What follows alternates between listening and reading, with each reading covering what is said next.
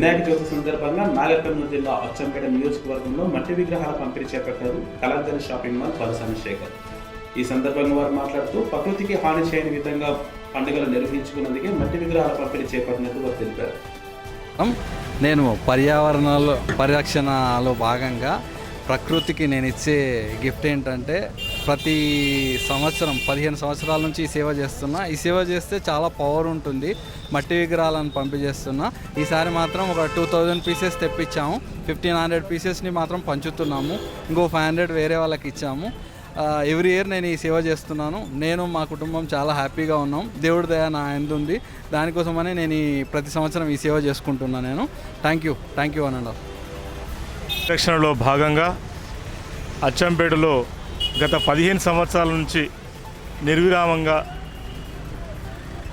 వినాయక విగ్రహాలను, మట్టి గణపతి విగ్రహాలను ప్రదర్శించి ఈ సమాజానికి మన చెరువులు కలుషితం కాకుండా పిఓపితో నుండి నిమజ్జనం చేసే సందర్భంలో జలం కలుషితం అవుతుంది. అలా కాకుండా ఉండాలనే ఉద్దేశంతో గత 15 సంవత్సరాలుగా మన రూపా కళాంజలి శేఖర్ గారు ఈ మట్టి గణపతి వితరణ కార్యక్రమం చేపట్టారు. ఆయనకు ఈ సందర్భంగా ప్రత్యేక ధన్యవాదాలు తెలియజేసుకుంటున్నాము.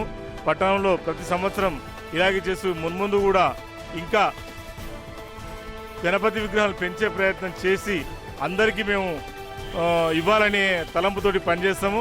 కాబట్టి ఇది అందరూ హర్షించదగ్గ విషయము.